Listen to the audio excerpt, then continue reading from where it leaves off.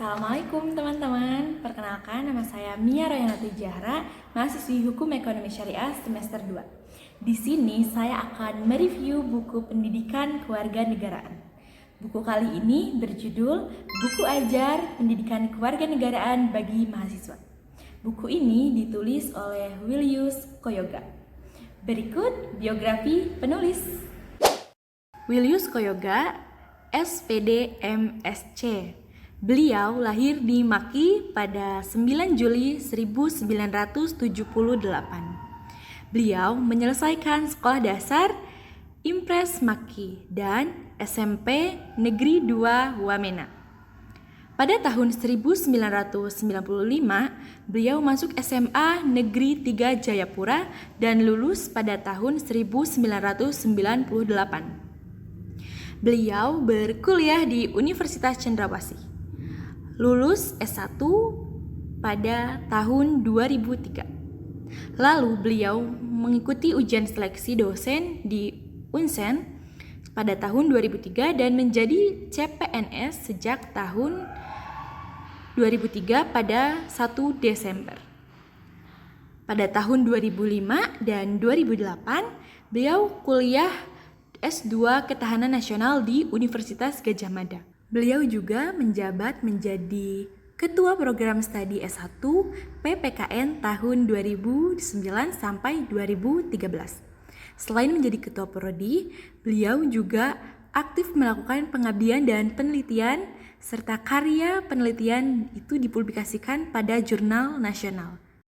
Buku Ajar Pendidikan Kewarganegaraan bagi Mahasiswa ini diterbitkan oleh penerbit Widina Bakti Persada Bandung dan cetakan pertamanya itu pada tahun 2013, tepatnya pada bulan Oktober. Buku ini berisi 99 halaman. Buku ini terdiri dari 7 bab.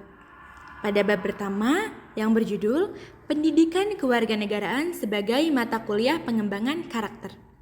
Pada bab ini menjelaskan bahwa pendidikan kewarganegaraan itu merupakan salah satu bentuk pendidikan untuk mengembangkan budaya demokratis yang mencakup kebebasan, persamaan, kemerdekaan, toleransi, dan kemampuan untuk menahan diri di kalangan mahasiswa. Pada bab kedua, buku ini menjelaskan tentang identitas nasional. Identitas nasional adalah kepribadian nasional atau jati diri nasional yang dimiliki oleh suatu bangsa, yang membedakan bangsa satu dengan bangsa yang lain. Menurut buku ini, setiap negara memiliki identitasnya sendiri, termasuk juga Indonesia.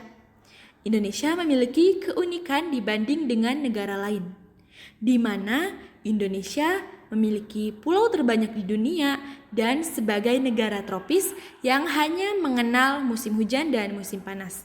Selain itu, negara Indonesia juga bisa disebut negara agraris yang penduduknya mayoritas bermata pencaharian sebagai petani. Selanjutnya, pada bab ketiga itu menjelaskan tentang hubungan negara dengan warga negaranya. Pada bab ini menegaskan pentingnya hubungan timbal balik antara negara dan warga negaranya. Negara memiliki hak mengatur, tetapi warga negara juga memiliki hak untuk mengontrol dan mengawasi jalannya pemerintahan. Secara keseluruhan, pada bab ini mengajak pembaca untuk merefleksikan peran aktif dalam menjaga keharmonisan antara hak dan kewajiban demi menegakkan martabat manusia dan nilai-nilai Pancasila dalam kehidupan berbangsa dan bernegara. Lalu bab 4 yang berjudul Demokrasi Indonesia. Pada buku ini menjelaskan bahwa demokrasi bukan hanya sekedar istilah politik yang sering kita dengar, tetapi memiliki 3 makna penting yang saling melengkapi. Yang pertama, demokrasi sebagai bentuk pemerintahan, yaitu sebuah sistem di mana kekuasaan berada di tangan rakyat. Yang kedua, demokrasi sebagai sistem politik yang mengatur bagaimana kekuasaan itu dijalankan secara adil dan partisipatif. Yang ketiga, yang sering dilupakan, demokrasi juga merupakan sikap hidup, yaitu nilai-nilai yang harus ditanamkan dan dijalani oleh setiap warga negara dalam kehidupan sehari-hari. Kemudian bab 5 yang berjudul Negara Hukum dan Hak Asasi Manusia. Pada bab ini menjelaskan bahwa negara pada dasarnya adalah kumpulan masyarakat yang taat pada aturan dan memiliki kelengkapan internal maupun eksternal. Kelengkapan internal ditandai dengan penghargaan terhadap nilai-nilai kemanusiaan.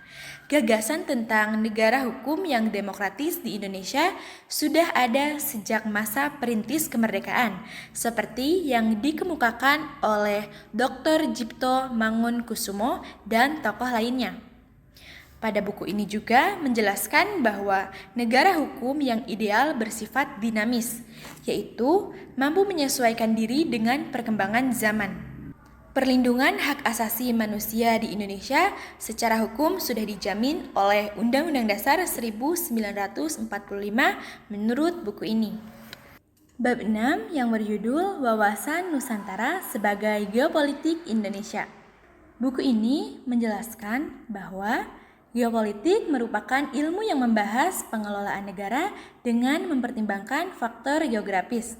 Dalam konteks Indonesia, geopolitik memiliki dua sisi, yaitu kekuatan dan kelemahan. Kekuatan terletak pada posisi geografis yang strategis serta kekayaan sumber daya alamnya.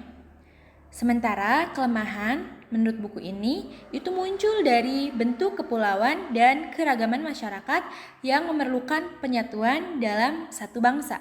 Pada buku ini juga menjelaskan bahwa geopolitik di Indonesia menolak segala bentuk ekspansionisme, rasionalisme, dan adu kekuatan karena semua bangsa dan manusia itu memiliki hak serta martabat yang setara. Konsep negara kepulauan sebagai bagian dari identitas Indonesia pada awalnya juga sempat ditolak oleh dunia, namun akhirnya diakui melalui Konvensi Hukum Laut Internasional yang mencakup wilayah laut teritorial, ZEE, hingga landasan kontinen. Dengan kata lain, geopolitik di Indonesia menekankan kesatuan, keadilan, dan kedamaian, serta strategi kebangsaan yang berlandaskan nilai-nilai luhur Pancasila dan konstitusi negara. Selanjutnya ada bab terakhir yaitu bab 7 yang berjudul Ketahanan Nasional di Indonesia. Pada buku ini menjelaskan bahwa ketahanan nasional adalah sebuah kemampuan bangsa dalam menghadapi berbagai ancaman yang semakin kompleks, baik fisik maupun non-fisik. Ketahanan ini mencakup bidang ideologi, politik, ekonomi, sosial budaya, serta pertahanan dan keamanan. Konsep ini bertumpu pada Astagatra, yaitu gabungan antara aspek alamiah seperti geografi, kekayaan alam dan penduduk, dan aspek sosial yaitu ideologi, politik, ekonomi, sosial budaya, serta keamanan. Pancasila menjadi dasar pemersatu bangsa, sementara sumber daya manusia yang berkualitas menjadi penopang utama dalam ketahanan. Meski tidak lagi menjadi doktrin pembangunan, ketahanan nasional tetap relevan sebagai strategi menjaga stabilitas dan keutuhan negara di tengah tantangan zaman. Baik teman-teman, itu adalah penjelasan singkat mengenai isi buku bahan ajar pendidikan kewarganegaraan bagi mahasiswa. Sekarang, kenapa kita sebagai mahasiswa itu wajib membaca buku ini? Alasan yang pertama adalah jelas sekali ya, untuk menambah wawasan kita terkait hak dan kewajiban sebagai warga negara yang baik, serta menumbuhkan rasa cinta terhadap negara Indonesia ini. Segitu review dari saya. Rajin-rajinlah membaca karena membaca adalah gudangnya ilmu. Billahi taufiq wal hidayah. Wassalamualaikum warahmatullahi wabarakatuh. Bye-bye.